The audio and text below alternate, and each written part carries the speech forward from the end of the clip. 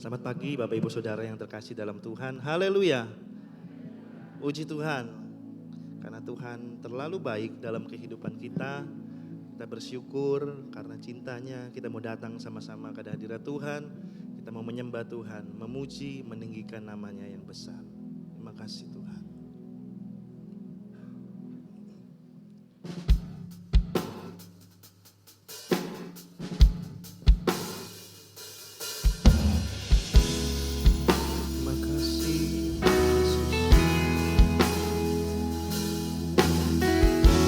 Teramat baik Engkau bagi kami Tuhan.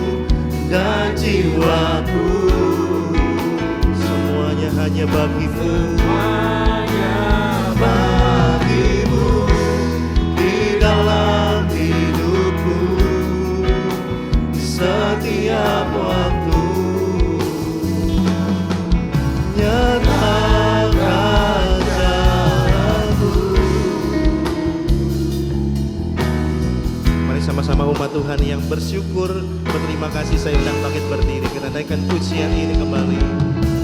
Kami mendatang membawa hati kami Tuhan. Inilah rinduku kepadamu, biar segenap hati kami hanya menyembah Tuhan. Segenap hatiku menyembahmu, seluruh hidup kami Tuhan, seluruh hidupku memujimu Tuhan, memujimu, menyembahmu, menyembahmu.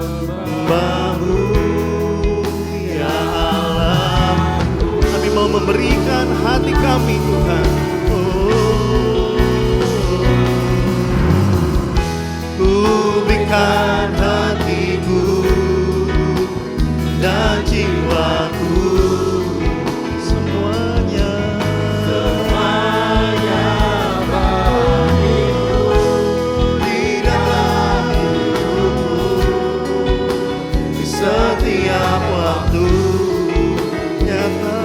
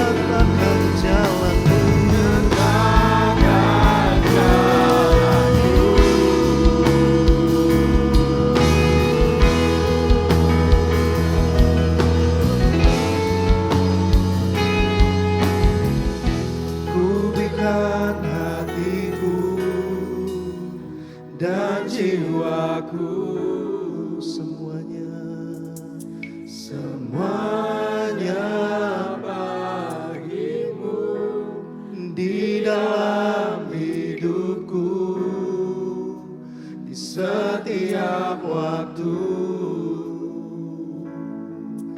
Nyatakan jalanmu, ku berikan hatiku dan jiwaku. Semuanya hanya untukmu Tuhan. Semuanya hanya bagimu Tuhan. Di dalam hidupku, di setiap waktu. Nyatakan, Lord, I give you my heart. Oh,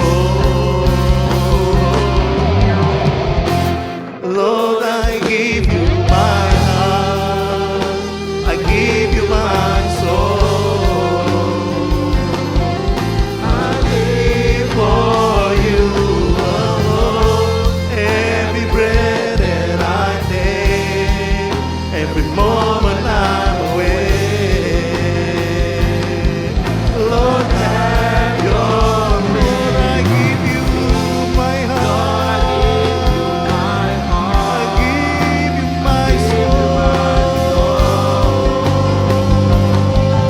I live for you alone. Setiap nafas kami Tuhan, every moment I'm awake.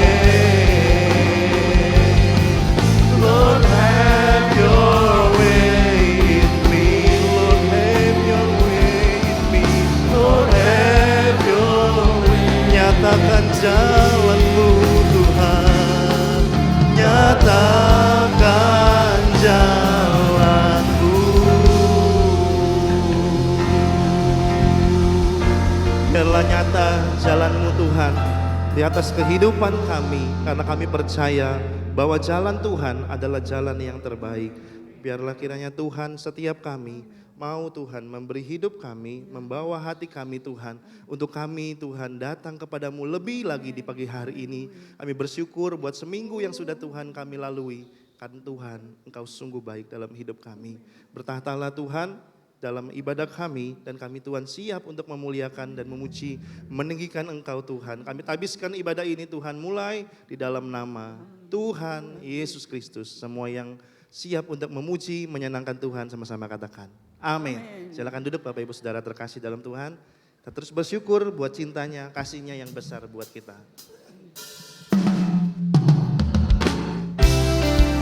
Kami mau berdiam Tuhan, ada dan tinggal di dalam hadirat-Mu Tuhan.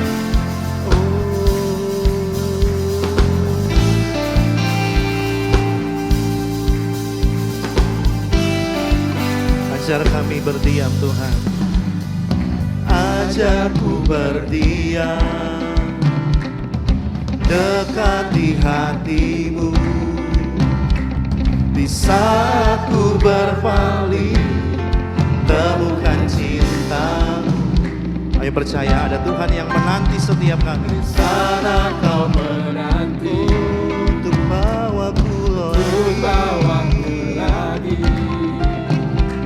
bersekutu dalam damai yang sejati. Kita serukan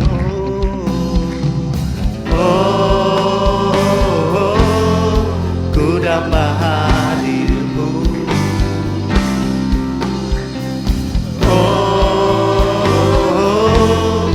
Inilah rinduku, hidupku hanya untuk-Mu. Segenap hatiku tahu akan kebaikan-Mu. Dan nafasku menceritakan kasih-Mu. Ajar kami berdiam dekat di hati-Mu. Terus bertepuk tangan bersorak-sorai. Bapak Ibu Saudara yang tidak keberatan, saya undang bangkit berdiri kembali, naikkan pujian ini dengan satu keyakinan, satu kerinduan. Ajar kami Tuhan mau berdiam di dekat hati-Mu Tuhan. Ajarku berdiam dekat di hatimu. Saat kami bermaaf, Tuhan ada dengan cintamu yang besar.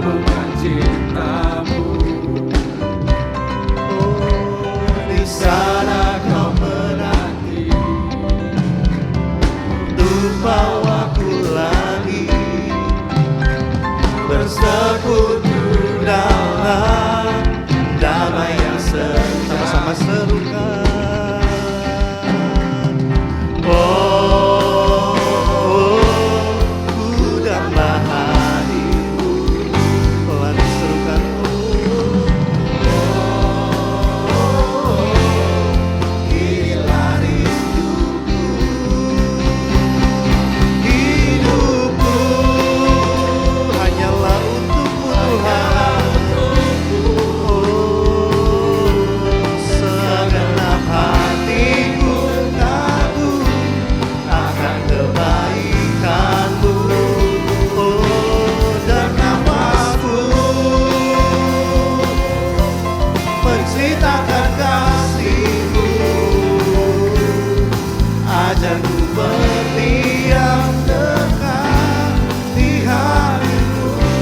Satu suara katakan hidupku, hidupku hanyalah untukmu. Kami percaya hidup kami, segenap hati kami mau Tuhan untuk menceritakan akan kebaikan-Mu Tuhan. Dan nafasku menceritakan kasih-Mu. Ajarku berdiam dekat di hatimu. Katakan hidupku hanyalah untukmu Tuhan. Biarlah menjadi persembahan yang menyenangkan Engkau Tuhan. Segenap hati kami kagum akan kebaikan-kebaikan-Mu Tuhan. Akan kebaikan-Mu. Oh, dan nafasku menceritakan kasih-Mu. Ajarku berdiam dekat di hati-Mu. Hidupku Tuhan hanyalah bagimu, hanyalah untukmu. Segenap hatiku kagum akan kebaikan-Mu.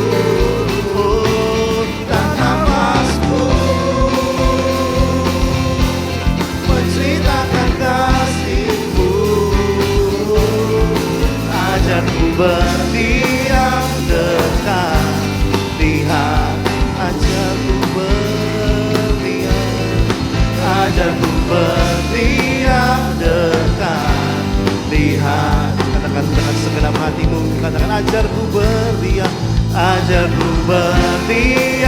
dekat di hatimu.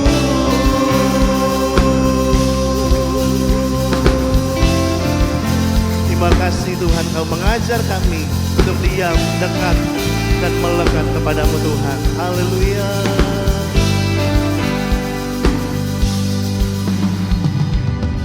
Sebelum kita sambung pujian kita yang kedua, berikan salam ke sebelah kiri kanan. Katakan kasih Tuhan tidak berkesudahan untukmu dan untukku, untuk kita semua. Tidak berkesudahan kasih setianya bagi kita semua. Haleluya. Dari hari ke hari tak pernah terbatalkan, berkat-Mu turun atas hidup. Kita percaya bahwa hari ke hari, dari hari ke hari tiada pernah tertunda. Kesetiaan-Mu Kau limpahkan bagi.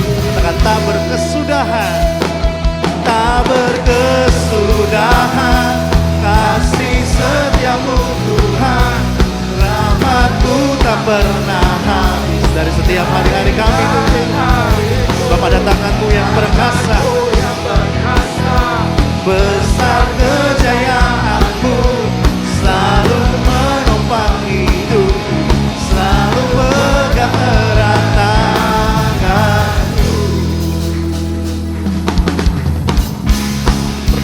bersorak-sorai buat cintanya dan kasihnya yang tak pernah berkesudahan.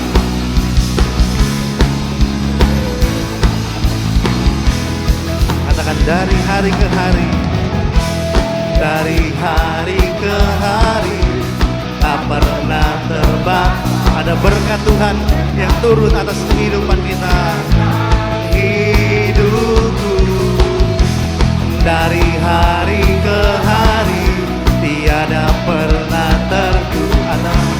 Kesetiaanmu Kau limpah, katakan tak berkesudahan, tak berkesudahan. Kasih setiamu Tuhan, rahmat-Mu tak pernah habis dari hari-hariku. Ada tangan Tuhan yang perkasa, yang memimpin setiap kita langkah demi langkah. Selalu menopang hidup, selalu pegang erat tanganmu. Sambil bertepuk tangan, sambil bersorak-sorai. Ratapan 3 ayat 21 dan 22 mengatakan bahwa tak berkesudahan kasih setianya bagi kita.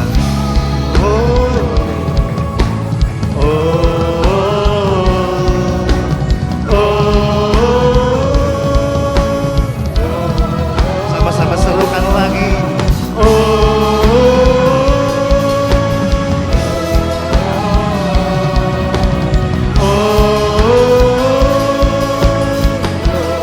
Satu suara katakan pujian ini. Tak berkesudahan kasih setiamu Tuhan, selalu tak pernah. Kau selalu baru rahmat-Mu dalam kehidupan kami. Tangan-Mu yang perkasa, besar kejayaan-Mu, selalu menopang hidupku, selalu pegang. Katakan tak berkesudahan, tak berkesudahan. Kasih setiamu Tuhan, rahmat-Mu tak pernah habis dari hari-hariku.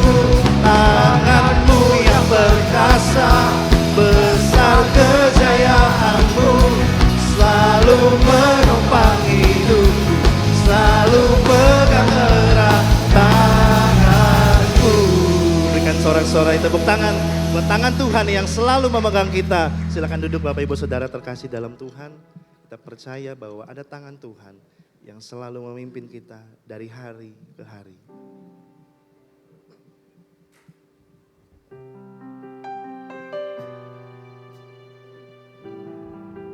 Sungguh indah kasih-Mu Tuhan dalam hidup kami.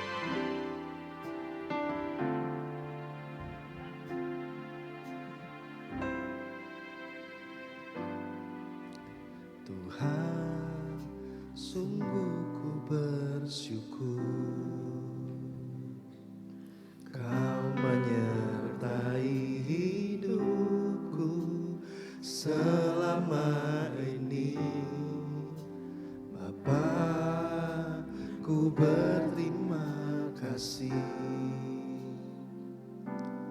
untuk kasih setiamu yang tak pernah berakhir.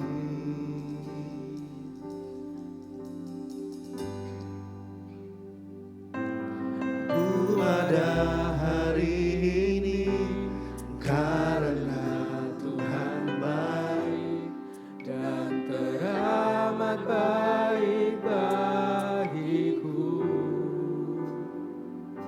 Semua yang ku alami bersamamu ku lewati, indahnya kasih Tuhan seperti pelangi sehabis hujan.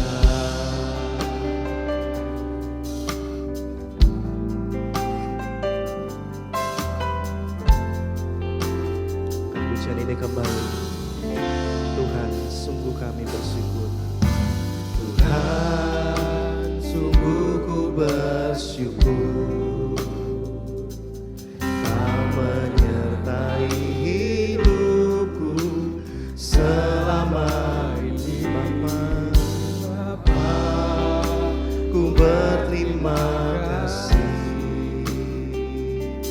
untuk kasih setiamu yang tak pernah berakhir. Ku ada hari ini karena Tuhan baik. Baik bagi kami Tuhan. Ku alami indahnya kasih Tuhan.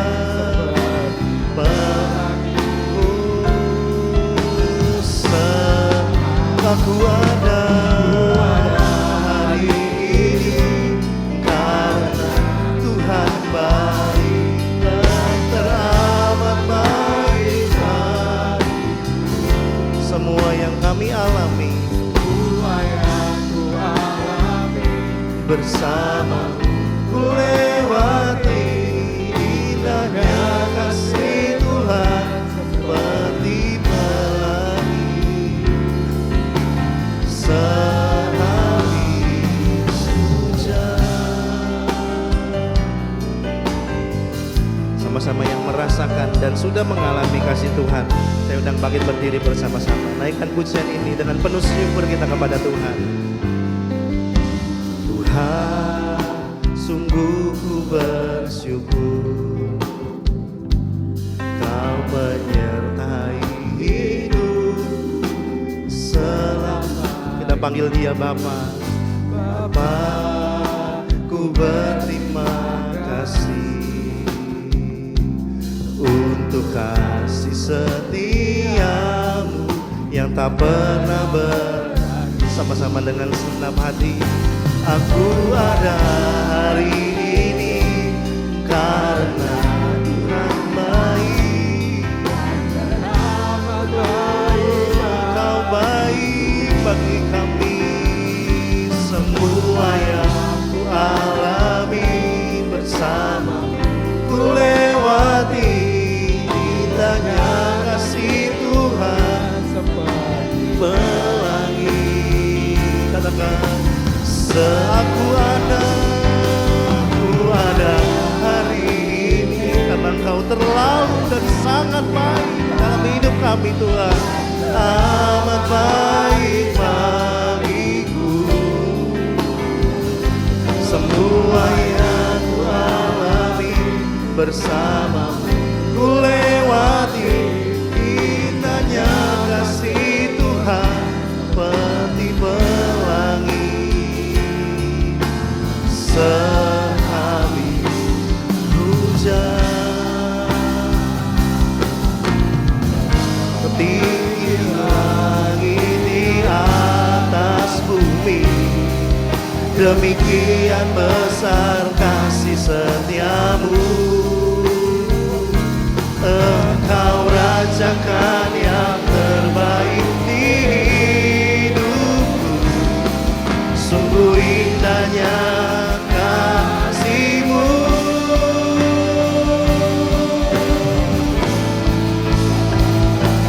Aku ada hari ini karena Tuhan Engkau sungguh baik dan teramat baik bagiku. Bahkan semua yang kami alami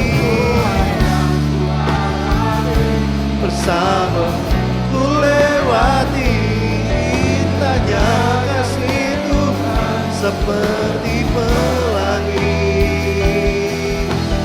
Katakan, aku ada hari ini sungguh karena Engkau sangat baik dalam hidup kami dan teramat baik bagiku.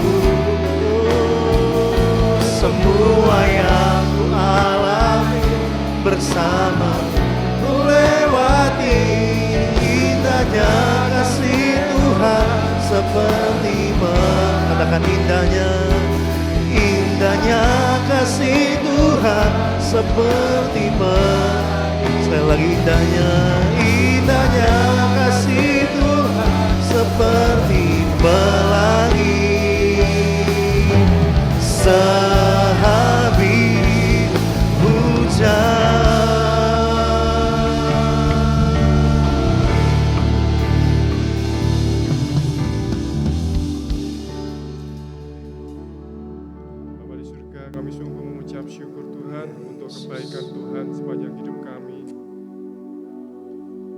kasih untuk pagi hari ini Tuhan, kami boleh menikmati kehidupan ini Tuhan. Kami boleh bernafas, kami boleh beraktivitas, kami memiliki kesehatan, kami memiliki keluarga. Semua itu karena kasih karunia-Mu ya Bapa. Di pagi hari ini Tuhan, kami datang kepadamu, kami mau mendengarkan firman-Mu Tuhan. Kiranya Kau berikan kami hati seorang murid Bapa yang siap untuk mendengarkan suara-Mu. Dan kiranya Tuhan firman-Mu itu betul-betul menjadi kekuatan dalam kehidupan kami. Betul-betul menjadi petunjuk arah bagi langkah kehidupan kami. Kiranya Tuhan Engkau urapi hamba-Mu ya Bapa, sehingga Engkau pakai hamba-Mu ini Tuhan menjadi saluran berkat bagi kami semua di tempat ini. Biarlah firman-Mu ini Tuhan menjadi kekuatan bagi kami semua. Terima kasih ya Bapa. Hanya di dalam nama Tuhan Yesus kami berdoa mengucap syukur. Haleluya. Amin. Amin. Puji Tuhan. Silakan duduk. Mari sama-sama kita akan katakan terima kasih Tuhan. 1, 2, 3. Terima kasih Tuhan. Semua bersuka cita Bapak Ibu Saudara. Mana senyumnya? Tuhan baik. Baik, kita belajar dari kitab Filipi pasal yang kedua ayat yang ke-12. Filipi 2 ayat yang ke-12.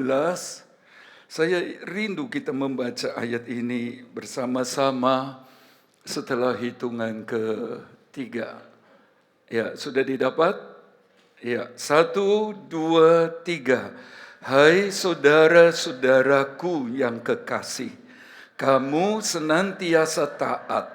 Karena itu tetaplah kerjakan keselamatanmu dengan takut dan gentar. Bukan saja seperti waktu aku masih hadir, tetapi terlebih pula sekarang waktu aku tidak hadir. Bapak Ibu Saudara yang dikasihi Tuhan, ini salah satu isi surat Rasul Paulus kepada jemaat di Filipi. Jemaat ini adalah jemaat yang baik sekali, jemaat yang taat. Saudara-saudara, surat Filipi dikenal sebagai surat sukacita. Sukacita tentu karena berkat, karena pemeliharaan, karena pertolongan, karena semua yang baik yang telah mereka terima. Tetapi lebih dari itu, sukacita karena keselamatan yang telah Yesus kerjakan di kayu salib. Bisa berkata amin? Nah, seperti Bapak Ibu Saudara dan saya bersukacita karena kita menjadi orang-orang yang berpengharapan. Dan saudara-saudara, ada nasihat kepada mereka. Di sana ditulis, hai saudara-saudaraku yang kekasih, kamu senantiasa taat. Ini luar biasa sekali. Saudara-saudara, mereka adalah jemaat yang dikenal, diakui sebagai jemaat yang senantiasa, terus menerus, bukan waktu tertentu saja, tetapi senantiasa taat. Dan saya percaya kita semua anak-anak Tuhan juga mau taat, bahkan senantiasa taat kepada Tuhan dan firman-Nya. Ayat itu berkata juga, karena itu tetaplah kerjakan keselamatanmu dengan takut dan gentar. Nah, Bapak Ibu Saudara yang dikasihi Tuhan, ini penting sekali kepada Bapak Ibu Saudara yang taat. Saya percaya saudara semua taat. Sebab pagi-pagi sudah tinggalkan rumah, pergi ke rumah Tuhan seperti ini. Saudara-saudara, kalau bukan hati yang mengasihi Tuhan, kalau bukan karena hati yang taat, saya percaya tidak ada di sini sekarang. Tapi karena taat, dan nasihat itu berkata, tetaplah, jangan kendor, tetaplah kerjakan keselamatanmu dengan takut dan gentar. Saudara-saudara, kata kerjakanlah itu, bahasa asli tulis be complete, jadilah lengkap. Bahkan ayat itu diartikan sebagai jadilah sempurna, selesaikan. Tentu bicara tentang sampai akhir. Itulah kata tetaplah, jangan dibuat kendor, jangan sampai lengah, jangan sampai jadi berhenti, tapi selesaikan sampai akhir. Buatlah sempurna, buatlah lengkap keselamatanmu. Mungkin ada yang bertanya, apakah kurang cukup kematian Yesus di kayu salib menyelamatkan orang-orang yang percaya kepadanya? Saya percaya sudah genap, sudah selesai, sudah sempurna apa yang Yesus kerjakan sebagai anak domba Allah yang tersembelih. Dia yang tidak mengenal dosa dijadikan dosa, dia diremukkan untuk kita, dia diperlakukan semau-maunya sampai akhirnya dia tergantung di kayu salib. Saudara-saudara, supaya Bapak Ibu Saudara dan saya yang percaya kepadanya tidak binasa, melainkan beroleh hidup yang kekal. Katakan amin. Kalau ada di antara Bapak Ibu Saudara yang belum terima Yesus secara pribadi, saya mau berkata cepatlah ambil dia sebagai Tuhan dan Juru Selamat saudara. Sebab kematian tanpa persetujuan Bapak Ibu Saudara dan saya, sewaktu-waktu saya coba lihat ada dokter Erta, ahli jantung, saudara-saudara, apa itu kemarin lewat. Dia berkata ada 8 hal penyebab kematian tak terduga-duga saat lagi tidur. Orang tidur berharap bisa tidur nyenyak pulas bangun pagi. Tapi ada beberapa penyebab orang tiba-tiba nggak bisa bangun. Walaupun tadinya sore atau sebelum tidur masih tertawa terbahak-bahak. Salah satu sebabnya adalah gangguan listrik jantung. Saudara-saudara, kematian tiba-tiba. Itulah sebabnya saudara-saudara nyadari ini. Cepatlah ambil Yesus penebus dosa untuk keselamatan kekal saya dan saudara semua. Amin.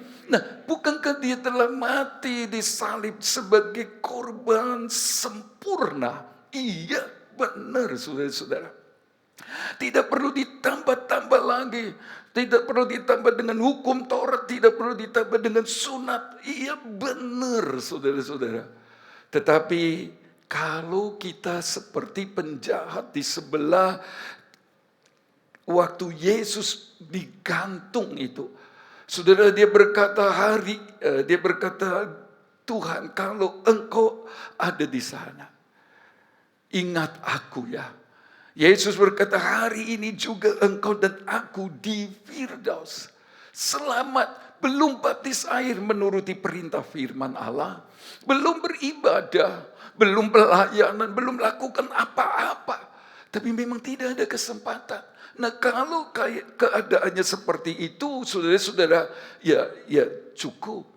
Tapi kan setelah kita percaya Yesus, saudara dan saya masih diberi kesempatan. Saudara dan saya berlaku ayat ini. Sebab iman tanpa perbuatan sama dengan mati. Jadi saudara-saudara tidak salah. Waktu Bapak Ibu Saudara dan saya masih hidup, Paulus berkata tetaplah. Jangan bingung. Jangan ada orang berkata lalu kita nurut. Sudah percaya Yesus ya sudah, ongkang-ongkang kaki. Gak usah kerjakan firman Tuhan. Gak usah ibadah. Gak usah pelayanan. Pokoknya sudah percaya kamu selamat. Oh, jangan dengar itu. Lalu kita jadi lemah. Ayat itu berkata tetaplah. Sebab kita gak langsung meninggal waktu percaya Yesus. Tuhan mau kita mengerjakan keselamatan itu, saudara-saudara, dengan takut dan gentar, buatlah komplit. Artinya ayat-ayat firman mana yang belum ada pada saya dan saudara digenapi, lakukanlah. Kalau Bapak Ibu Saudara dan saya belum penuh Roh Kudus, segeralah. Sebab saudara-saudara, ada saat antikris akan datang. Tapi firman janji, kalau saudara dan saya penuh dengan roh, penuh dengan firman, masuk dalam gereja sempurna, saudara dan saya akan disingkirkan. Tidak, saudara dan saya tidak mau penuh Roh Kudus atau malas atau bagaimana punya pertimbangan. Ya enggak apa-apa. Tapi jangan salahkan pengkhotbah hamba Tuhan yang sampaikan gereja harus sempurna. Dan itu oleh perbuatan dan kepenuhan Roh dan firman-Nya. Saudara dan saya harus kerjakan ini.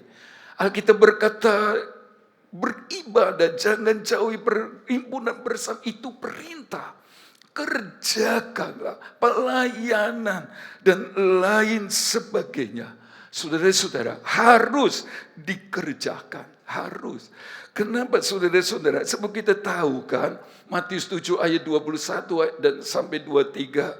Ayat itu berkata pada hari terakhir, banyak orang akan berseru, Tuhan, Tuhan, bukankah aku telah mengusir setan demi namamu, mengajar demi namamu, dan lain sebagainya. Tapi Yesus berkata apa? Hanyalah daripadaku, hai kamu pembuat kejahatan. Sebab bukan orang yang berseru-seru Tuhan, Tuhan yang akan masuk dalam kerajaan Allah. Tapi mereka yang melakukan kehendak Bapamu di surga. Clear. Harus kerjakan keselamatan kita. Harus menggenapi apa yang belum saudara dan saya genapi. Perintah mana? Cari tahu. Saudara-saudara, bukan karena perbuatan saya dan saudara selamat. Bukan sekali-kali. Tapi oleh karena kasih karunia kita percaya Yesus mati.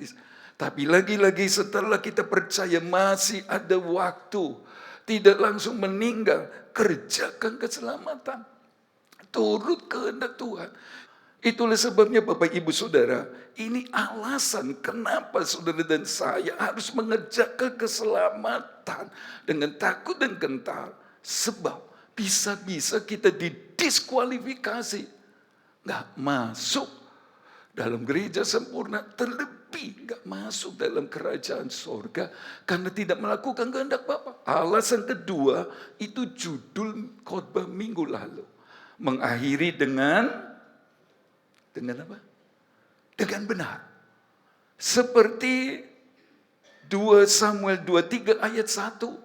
Di mana ayat itu berkata, menjelang matinya atau sebelum mati. Saudara-saudara, Daud, 2 Samuel 23 ayat 1 berkata, inilah perkataan Daud yang terakhir. Dia ada di hadirat Tuhan. Ini luar biasa sekali. Mau mati masih senang ibadah. Mau mati masih senang menyembah. Ada di hadirat Tuhan. Lebih-lebih dia seorang yang raja yang sibuk sekali. Seorang raja yang punya segala-galanya. Banyak orang, saudara-saudara, waktu masih jadi gembala domba 2-3 ekor. Semangatnya minta ampun sama Tuhan. Cintanya luar biasa, rajinnya luar biasa. Tapi setelah di atas, godaan datang. Bisa saja mundur. Tidak seperti dulu. Kualitasnya, stamina rohani beda sekali. Tapi saudara-saudara, Daud tidak. Pada saat terakhir, sudah karena berkat akan berlimpah-limpah. Dia punya cucu bukan cuma 1 atau 2 loh, sudah. Cucunya banyak. Dan seperti orang-orang tua, kakek-kakek, nenek-nenek, senang sekali waktu bersama cucu. Tapi tidak ada satu pun yang boleh ganggu dirinya untuk ada di bait Allah. Untuk ada di tempat di mana Allah ada. Sudah sampai hari terakhir. Kita membaca saudara-saudara, dia ada di hadirat Tuhan. Dia berkata orang yang diurapi Allah. Saudara-saudara, roh Allah bicara kepadaku. Firman-Nya ada di mulutku. Ini beda sekali dengan Saul yang pada mulanya saja diurapi, tapi kemudian urapan itu hilang. Nah ini kayak gereja yang tertinggal, yang tidak ikut disempurnakan. Ini seperti 5 darah yang bodoh, yang punya api Roh Kudus, tapi nggak punya persediaan. Cuma dulu, penuh roh, tapi sekarang tidak. Itulah Saul. Daud tidak. Dia pelihara itu sampai akhir. Dia bukan seperti jemaat Galatia yang mulai dengan roh yang menyala-nyala. Tapi Galatia 3 ayat 3 berkata mengakhirinya dalam daging. Tidak. Tidak. Daud sampai akhir, saudara-saudara, tetap menjaga kualitas rohaninya, berkenan kepada Tuhan. Mengapa? Sebab dia mau mengerjakan keselamatannya dengan takut dan gentar. Dia gambaran jemaat GPDI Jajak yang sudah diselamatkan, tapi karena masih hidup terus menyenangkan Tuhan. Bisa berkata amin.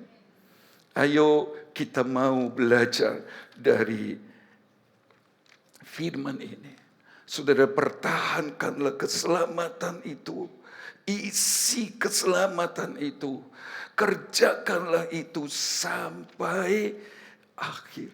Sampai lengkap. Jadi apa yang belum sih? Yang belum Bapak Ibu Saudara dan saya kerjakanlah. Saudara-saudara, malas sembahyang. Ayo sembahyang. Ayo berdoa. Aduh saudara, banyak di antara mereka nggak jadi bangun pagi, saudara-saudara, karena sudah pulang. Kita lu masih sehat, aduh, masih menikmati berkat Tuhan, kemurahan Tuhan. Masa nggak bisa bersyukur? Mari kita mau bersyukur, mari kita lebih sama Tuhan. Jadi supaya kita bisa mengakhiri dengan benar. Itulah sebabnya mari kita belajar bagaimana supaya kita bisa mengakhiri dengan benar. Nehemia 1 ayat 1 sampai 4 saya membacanya demikian. Riwayat Nehemia bin Halhalia. Pada bulan Kislev tahun ke-20 ketika aku ada di Puri Susan, datanglah Hanani, salah seorang dari saudara-saudaraku dengan beberapa orang dari Yehuda. Aku menanyakan mereka tentang orang-orang Yahudi yang terluput, yang terhindar dari penawanan, dan tentang Yerusalem. Kata mereka kepadaku, orang-orang yang masih tinggal di daerah sana, termasuk keluarga besarnya, saudara-saudara, yang terhindar dari penawanan, ada dalam kesukaran besar dan dalam keadaan tercela. Tembok Yerusalem telah terbongkar dan pintu-pintu gerbangnya telah terbakar. Ketika ku dengar berita ini, duduklah aku menangis dan berkabung selama beberapa hari. Aku berpuasa dan berdoa ke hadirat Allah semesta langit. Saudara, kita mau supaya bisa mengakhiri hidup pertandingan iman Bapak Ibu Saudara dan saya ini sampai akhir dengan benar. Dan kita mau ngambil contoh dari seorang bernama Nehemia. Dia gambaran saudara-saudara orang yang berjuang, yang mengerjakan keselamatannya dengan takut dan gentar sampai akhir. Dengan pembangunan kembali tembok yang roboh dan memperbaiki pintu-pintu gerbang yang terbakar. Tapi mari kita belajar siapakah Nehemia ini. Dia adalah orang Yahudi setelah masa pembuangan. Dia tidak ikut dibuang. Saudara-saudara, dan dia hidup dan bekerja di istana kerajaan Persia sebagai juru minuman Raja Artasasta. Hebat sekali. Seorang Yahudi, saudara-saudara, seorang yang orang Israel, bukan warga negara atau warga kerajaan Persia, Iran yang sekarang. Tapi dia bisa menjadi pegawai istana. Saudara, apa kurang orang ya di Iran sampai dari musuh, ini anggapnya musuh Israel itu, bisa jadi juru minuman raja. Apa enggak takut diracun? Ini kerajaan luas sekali dan orang kepingin menjatuhkan dan menghabisi raja dengan racun, dengan banyak cara. Tapi untuk minum, saudara-saudara, diambillah orang namanya Nehemia menjadi juru minuman Raja Artasasta. Saya cuma bilang, anak-anak remaja khususnya pemuda, Kalau kepingin punya masa depan, jadilah jujur. Jadilah takut kepada Tuhan. Jadilah anak yang cinta Tuhan. Dia seorang yang sangat cinta Tuhan. Sangat cinta pekerjaannya, bahkan bangsanya. Dia jujur sekali. Dia takut sama Tuhan. Dia bekerja dengan disiplin. Dengan etos kerja yang baik sekali. Dia nggak macam-macam. Dia nggak kalau lagi ada bosnya kerja, nggak ada mainan sendiri. Bosnya suaranya terdengar, langsung kerja. Nggak mainan HP. Oh tidak. Tidak. Ini contoh yang benar. Saya percaya raja sudah pakai selektif tinggi sudah untuk menguji siapa yang harus jadi juru minumanku. Ini contoh yang baik. Dia nggak kerja dan berpikir, kok enak majikan. Saudara, kalau sudah nggak senang bekerja di tempat itu seperti mungkin yang lain, ya keluar aja daripada saudara atau orang-orang itu meludahi piringnya sendiri. Sebab dari situ kita makan. Dari situ mereka makan dari piring, anggap dari situ. Jangan lubangi kapal di mana ada kita. Itu tenggelam nanti. Saudara-saudara, itu yang kita belajar dari Nehemia. Dia seorang yang sungguh-sungguh takut Tuhan. Dia nggak peduli, saudara-saudara. Apalagi bosnya bukan anak Tuhan. Dia mau jadi berkat, dia tunjukkan bahwa orang percaya ini beda. Dan itu ada pada setiap jemaat GPD Jajak. Bisa berkata amin? Saudara-saudara, dia seorang yang cinta kepada bangsanya. Waktu dia senang, berlimpah-limpah sebagai pejabat yang benar, saudara-saudara. Didengar kabar bahwa keadaan umat Tuhan termasuk keluarga besar orang tua nenek moyangnya dan keadaan kesukaran besar. Keadaan tercela di dia sedih, dia menangis, dia berdoa, dia berpuasa. Saudara, Nehemia adalah seorang pemimpin pembangunan tembok yang roboh dan perbaikan pintu gerbang yang terbakar. Dia pemimpinnya. Tuhan gak pernah salah pilih orang. Tuhan juga bekerja melihat orang. Saya mau berkata kepada setiap pemimpin yang ada di tempat. Bahkan pemimpin rumah tangga. Allah lihat saudara. Diberkati, ditolong Tuhan, atau dan lain sebagainya. Itu sudah Tuhan lihat pemimpinnya. Saya berharap pemimpin-pemimpin bahkan sampai kepada pemimpin rumah tangga adalah orang-orang yang cinta, orang-orang yang takut sama Tuhan. Amin. Sebab lihat lu pemimpin. Tuhan lihat saya sebagai pemimpin.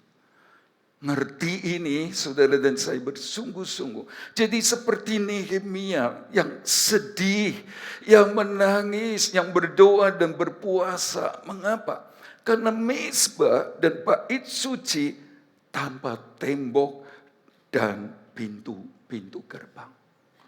Jadi saudara-saudara, kalau lihat gambar saudara-saudara, bait suci itu sebenarnya ada di dalam tembok. Mezbah juga ada di dalam tembok. Nah, kalau sampai ini roboh dan terbakar, saudara-saudara, maka tidak ada pembatas lagi.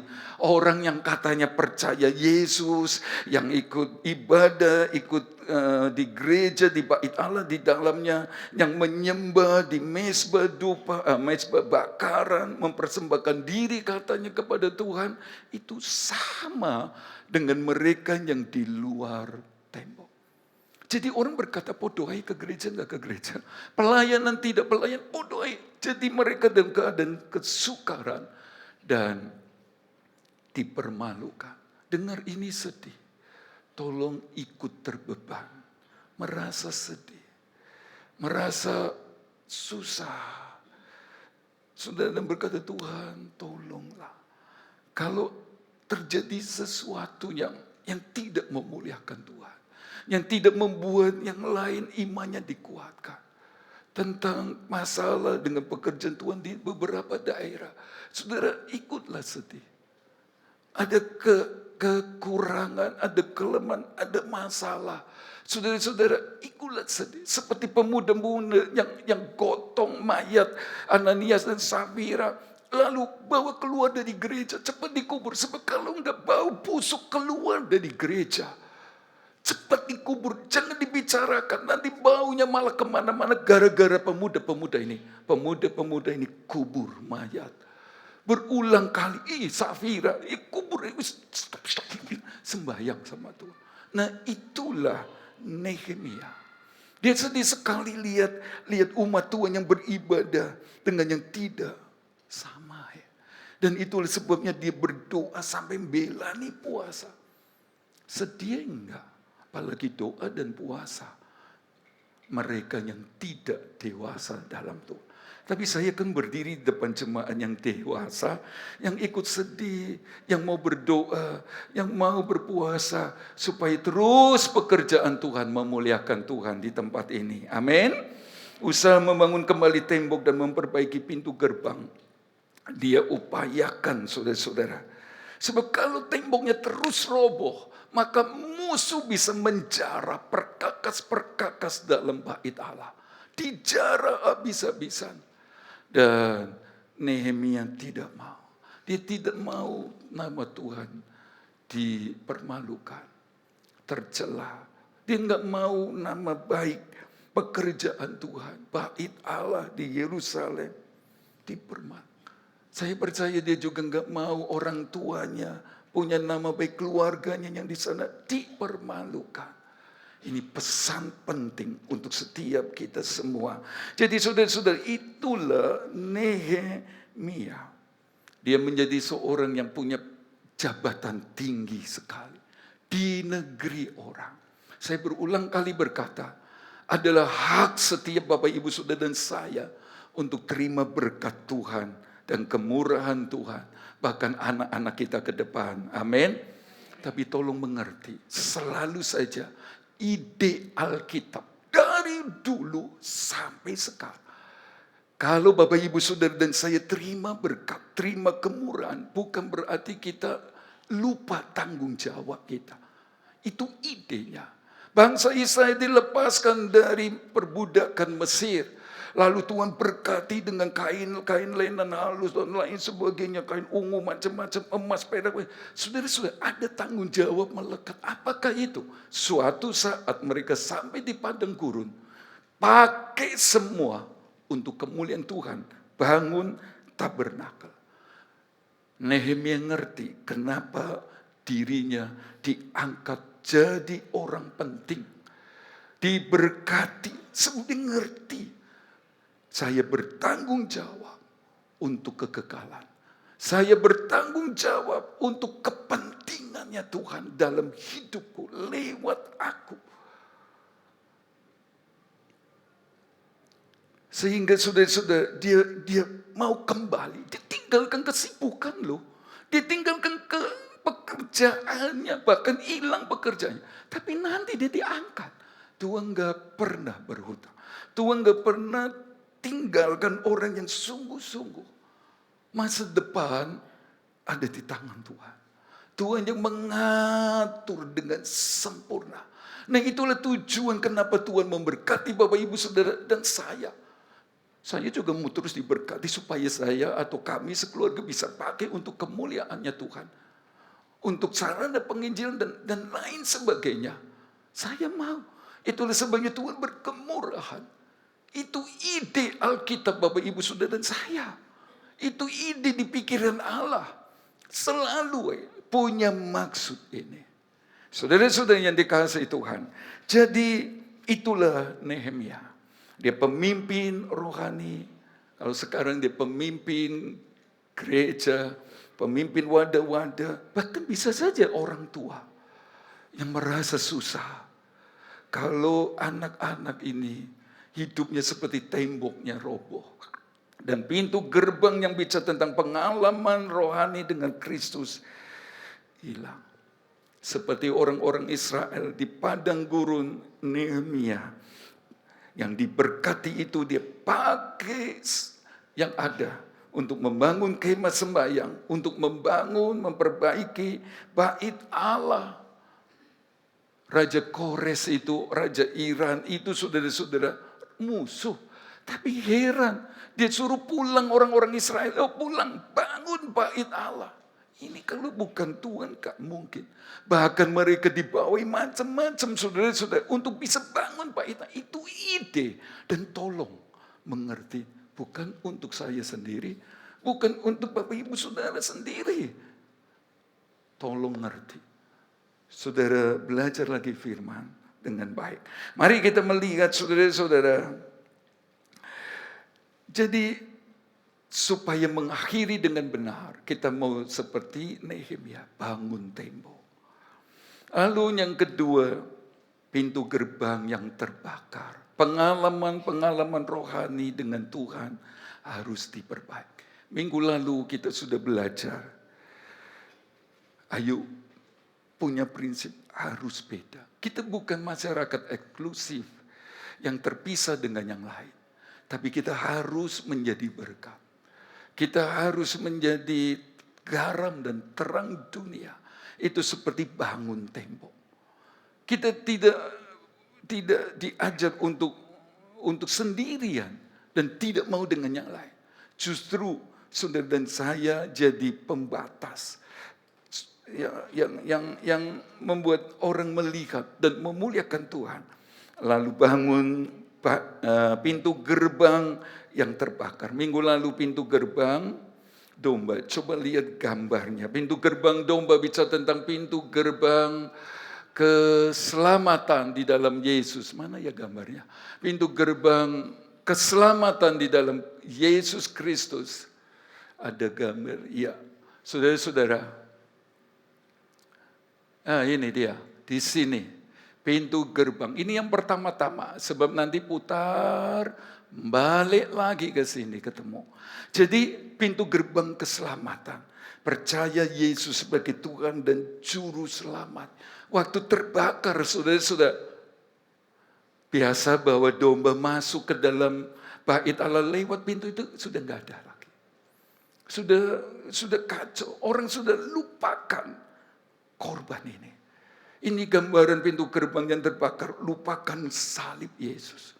Sudah nggak ingat. Yang cuma ingat Tuhan bagaimana Tuhan memberkati saya. Bagaimana semua jadi baik. Semua lancar semua. Nggak salah. Tapi tolong sebagai orang percaya yang telah ditebus. Ingat kasih Tuhan selama-lamanya. Bisa berkata amin? Amin. Itu pintu gerbang. Harus dibangun saudara-saudara. Kalau tidak ya apa? Harus diperbaiki. Pintu gerbang domba kan bicara tentang kelahiran baru.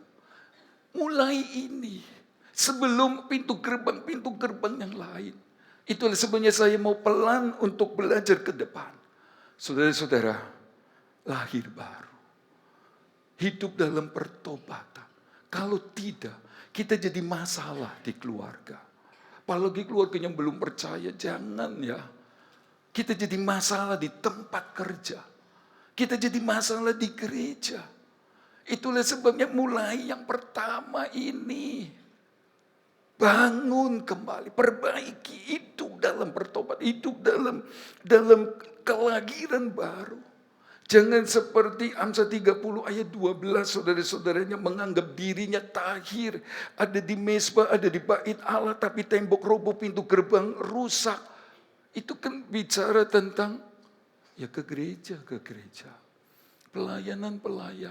Orang lihat kita tahir. Tapi sebenarnya belum dibasuh oleh darah anak domba dari kotor. Itu pintu gerbang domba yang mesti diperbaiki. Sebelum melangkah ke pintu gerbang lain. Supaya pada akhirnya Tuhan berkata. Kita berkata aku telah mengakhiri pertandingan. Iman dengan baik dan benar. Harus. Pintu gerbang domba saya mengingatkan bahwa seperti Nehemia, Paulus juga menangis karena banyak orang menjadi seteru salib Tuhan. Tuhan mereka, perut mereka. Saudara-saudara, Tuhan punya maksud sehingga kita hidup. Bahkan masih hidup sekarang. Beberapa kita mungkin ingat harusnya mati beberapa waktu lalu. Tapi masih hidup. Tuhan punya maksud. Jadi jangan bertuhankan perut. lalu jadi musuhnya Tuhan, musuhnya salib, nggak pernah ingat kasih Yesus, nggak pernah ingat Yesus pernah cobalah ingat. Saudara dan saya akan dimotivasi untuk hidup dalam pertobatan dan kelahiran yang baru. Iya. Saudara dan saya senang dengan korban berkat senang. Tapi juga lebih senang waktu dengar cinta Tuhan, kasih Tuhan, selamatkan aku. Pintu gerbang domba yang rusak bicara tentang maaf bicara. Seperti anjing. Sebenarnya nggak perlu minta maaf sebab 2 Petrus 2 ayat 9, 20-22 kata. Seperti anjing kembali ke muntahnya. Seperti babi kembali ke kubangannya. Gak ada pertobatan, kembali lagi. Sudah dibersihkan oleh darah, kembali lagi. Itu kan berarti pintu gerbangnya terbakar. Pintu gerbang domba terbakar bicara tentang kehilangan kasih. Gak cinta Tuhan. Saudara, sebelum mengerjakan keselamatan dengan menuruti firman Tuhan di waktu-waktu berikutnya ini. Mesti saudara dan saya kembali ke pintu gerbang domba. Mulai dengan cinta Tuhan Sang Penebus. Jangan tidak ada yang tidak mengasihi Tuhan. Jangan ada yang berhenti mengasihi Dia. Jangan. Ini titik awal. Nanti kembali lagi. Selalu cinta Tuhan. Ini iman mula-mula kita. Nanti kita kembali ke sini. Dia yang awal. Mulai dari sini. Baru kita akan melangkah ke Nehemia 3 ayat 3. Ya, pintu gerbang domba clear. Ya, kalau ada yang belum bertobat dengan sifat, dengan sikap, dengan perkataan. Sudah dibasuh, bahkan sudah baptis air. Tapi kita kembali seperti Alkitab 2 Petrus 2 ayat 20 kata. Anjing kembali ke muntahnya dan babi ke kubang. Mari kita mau bertobat. Kalau sudah, kerjakan keselamatanmu dengan takut dan gentar. Nehemia 3 ayat 3. Pintu gerbang ikan dibangun oleh Bani Sena. Mereka memasang balok-balok. Lalu memasang pintu-pintunya dengan pengancing-pengancing dan palang-palangnya. Sama dengan pintu gerbang domba. Pintu gerbang gambarnya, saudara-saudara, juga adalah tempat di mana para nelayan yang sudah membawa ikan dari hasil tangkapannya lewat pintu ini, saudara, untuk dijual. Nah, Bapak Ibu Saudara, pintu gerbang ikan bicara tentang pintu penginjilan. Pintu tentang pengalaman kekristenan, memenangkan jiwa-jiwa. Kerjakanlah keselamatanmu dengan takut dan gentar. Saudara dan saya setelah hidup dalam pertobatan, cinta Tuhan ini dasarnya. Lalu kita melangkah berikutnya untuk menjadi pemenang jiwa. Berapa tahun Bapak Ibu Saudara ikut Tuhan? Sudahkah bawa jiwa sama Tuhan? Harus dikerjakan, harus dibuat komplit. Yang belum dikerjakan. Supaya ternyata nanti kita tidak ditolak. Kerjakan itu. Saudara-saudara, harus kerja. Ada yang membawa papa mamanya. Ada yang membawa bibi-bibinya. Saudara-saudara, dari belum percaya Tuhan.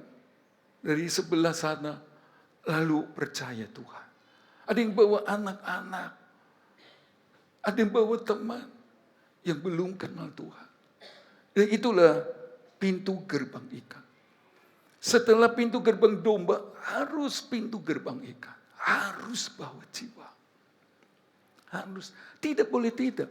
Saya sedih kalau ada jemaat gak peduli keselamatan orang lain. Masa bodoh. Sampai bilang, wis gede urusannya. Aduh, gak ngerti firman. Keselamatan tidak ada di dalam siapapun di kolong langit. Yang olehnya saudara dan saya diselamatkan kecuali dalam nama Yesus. Bisa berkata amin. Ayo kerjakan keselamatan. Jadilah pemenang jiwa. Matius 4 ayat 19 berkata, Yesus berkata kepada mereka, mari ikutlah aku dan kamu akan kujadikan penjala manusia.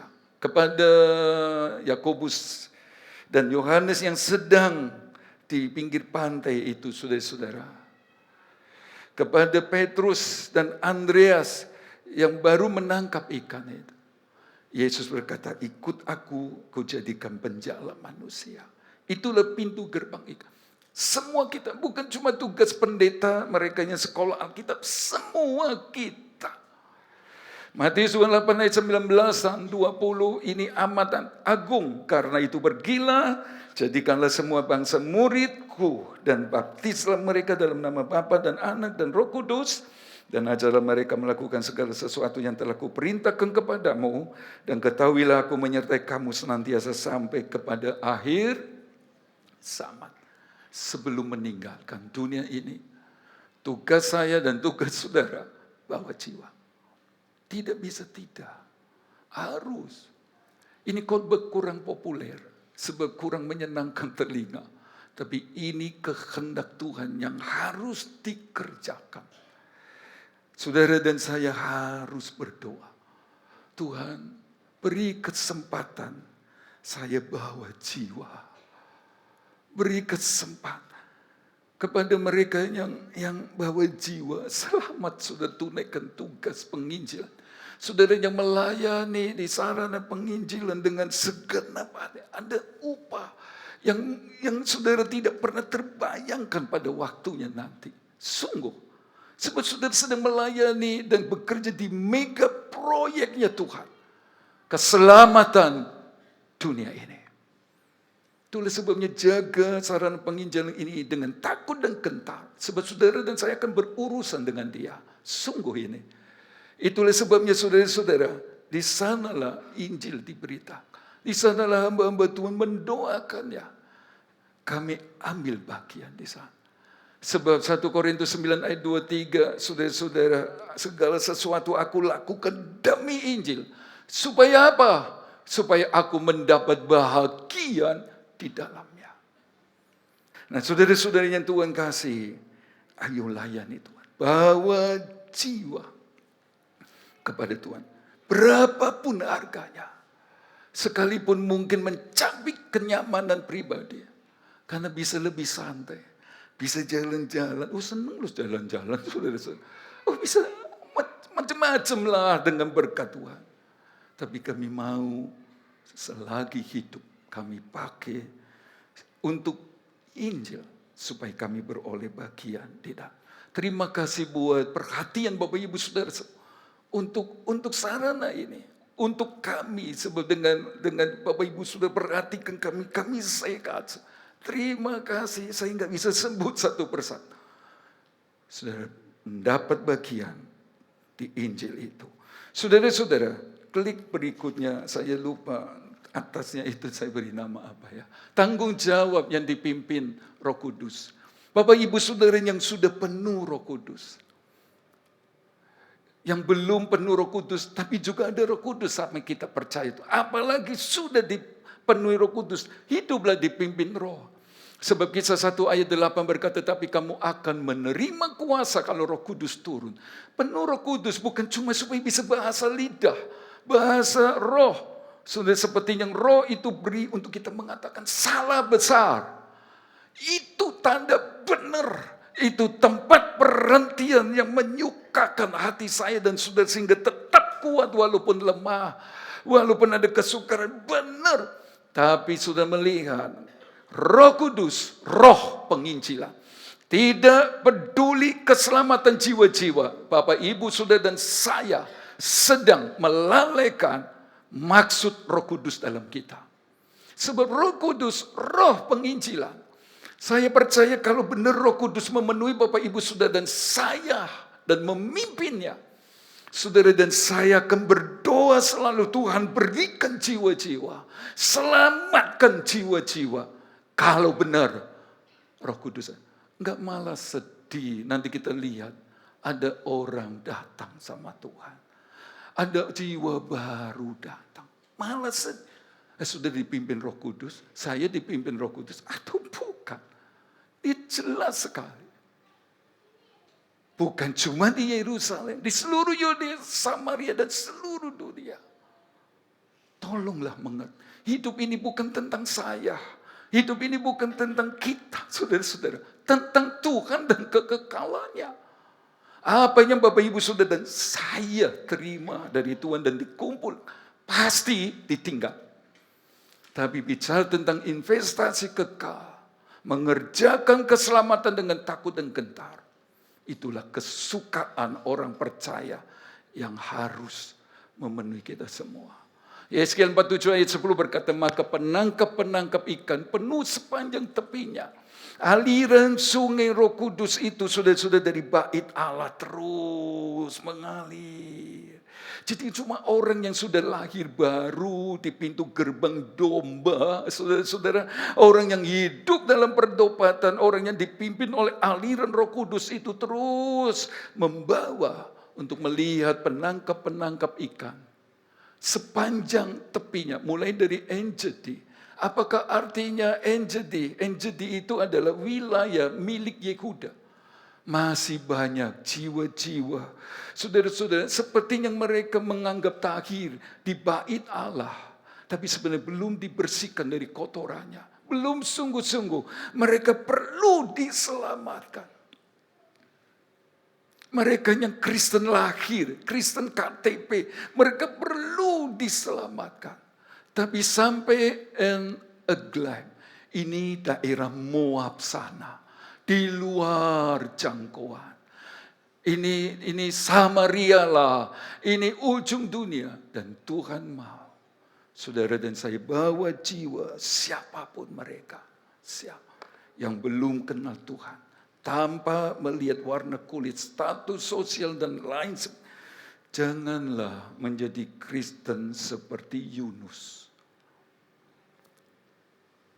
Susah sekali ada jiwa-jiwa bertobat dan diselamatkan. Susah, heran saya. Jiwa lama loh, saudara-saudara. Padahal Tuhan beri penghiburan. Kota Niniwe itu kan 3 hari perjalanannya. Waktu dia bertobat sementara, lalu dia jalan, baru sepertiga. Dia melihat kuasa Tuhan dinyatakan. Orang bertobat baru 1 kali putaran, maksudnya sepertiga. Belum nurut firman utuh. Belum. Kita kan juga begitu. Kadang kita nurut firman, tapi masih Tuhan memelihara. Itu kan seperti. Sedih sekali di ayat 1 dan 2 sudah. Ya kan? Engkau kan panjang sabar, pengasih, penyayang. Gak mungkin dihukum. Dan dia gak senang jiwa di luar Islam. Rasis sekali. Dia gak mau selain orang Yahudi selamat. Ini bayangan orang Kristen. Kanak-kanak. Gak senang, susah. Kalau ada jiwa. Doakan Hose. Belakangan rewel sekali. Ngamuk terus. Minta pulang. Minta pergi ke gereja sore. Karena dia ngomong sama Kelvin. Tanya, semua sama adik. Gak ada yang peduli sama saya. Kasihan banget ini anak. Tapi kan kita bukan kayak Hose, saudara-saudara. Iya kan? Ini loh tadi kembali. Mana gambarnya? Sedih sekali. Dia nunggu ndang dihukum. Jangan. Atau seperti Yohanes dan Yakobus. Dia sampai ngomong loh. Tuhan, apakah engkau mau supaya api turun dari langit, binasakan mereka? Aduh, Yesus tinggalkan surga, kemuliaan turun untuk mati di salib, selamatkan orang berdosa. Ini malah ngomong binasakan aja. Nanti Tuhan justru pakai orang yang gak terkenal, Filipus. Selamatkan kota yang kepengennya Yakobus dan Yohanes ini bakar dan binasakan. Janganlah seperti ini. Kita harus bawa jiwa. Harus, saudara-saudara. Jangan juga seperti orang kaya yang masuk Hades. Lawannya Firdaus, Hades. Ini neraka sementara. Waktu di Hades kepanasan, dia lihat Abraham sedang mangku siapa? Lazarus. Lalu dia mulai berdoa, kok enak ya? Lalu dia berkata, Bapak Abraham tolong supaya Lazarus ambil air. Nggak bisa.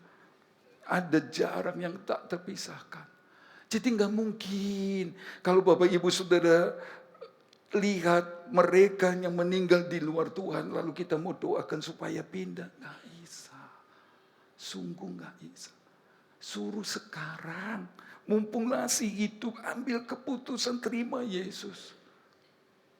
Supaya kalau kita mati seperti pohon yang jatuh ke utara dan beroleh selamat. Nah, saudara, lalu Abraham bilang, nggak bisa. Ya wes, kalau gitu begini nih. Lazarus suruh pulang. Masih ada berapa orang itu saudaranya? 5. Supaya jangan sampai mereka masuk di tempat penderitaan yang menderita sekali. Abraham ngomong gak bisa. Nyesel setelah di Hades. Nyesel kiri. Sudah telat minta suruh kirim, baru ingat arti keselamatan. Baru ingat pentingnya senang selamanya dengan juru selamat. Sekarang waktunya. Sebab Amsal 24 ayat 11 berkata, bebaskan mereka yang diangkut untuk dibunuh. Selamatkan orang yang terhuyung-huyung menuju tempat pemancingan. Mereka yang di luar Tuhan nasibnya begini. Kalau engkau berkata, sungguh kami tidak tahu hal itu. Apakah dia Tuhan Allah yang menguji hati tidak tahu yang sebenarnya? Apakah dia yang menjaga jiwamu tidak mengetahuinya? Dan membalas manusia menurut perbuatannya? Jangan bilang aku nggak tahu Tuhan. Tuhan bilang apakah aku yang menyelidik hatimu nggak ngerti? Ya memang kamu mikir yang lain. Nggak pernah fokus dengan salib. Nggak cinta Tuhan jiwa-jiwa. Aku kenal kamu. Dan yang bahayakan ayat terakhir itu akan menerima apa yang jadi milikilah hati yang penuh kasihan, belas kasihan seperti Yesus yang mengendaki supaya semua orang beroleh selamat, kata slide berikutnya. Seperti Paulus, keinginan hatiku dan doaku. Ngerti ayat ini. Saudara dan saya akan giat dalam Tuhan. Seolah berkata Tuhan, berpanjang hidupku. Aku mau bawa jiwa. Miliki pengertian yang benar tentang keselamatan. Tentang jiwa-jiwa. Tentang firman-Nya. Saya dan saudara adalah orang-orang yang berhutang setelah diselamatkan. Harus bayar hutang. Kita nggak pernah bisa bayar hutang.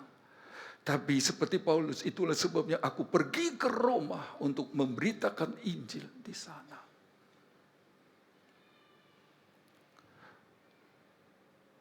Saudara dan saya yang telah terima Yohanes 3 ayat 16, karena begitu besar kasih Allah akan dunia ini sehingga ia mengaruniakan anaknya yang tunggal supaya barang siapa percaya kepadanya tidak binasa, melainkan beroleh hidup yang kekal. Harus 1 Yohanes 3 ayat 16. Kita pun mau beri hidup kita, selamatkan jiwa-jiwa. Ngerti kebenaran pintu gerbang domba, pintu gerbang ikan, membuat saudara dan saya tidak santai-santai lagi. Kita akan dimotivasi untuk giat ibadah, giat melayani, giat bawa jiwa. Sebab ini bagian dari mengerjakan keselamatan. Supaya kita berakhir dengan benar. Amin. Amin.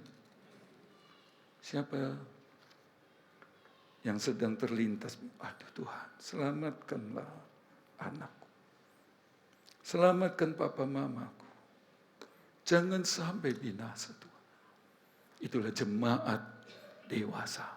Ada nyanyian berkata, berikanku hati seperti hatimu. Jangan lupa pintu gerbang domba. Terus cinta Tuhan. yang telah selamatkan jiwa kita, ampuni dosa kita.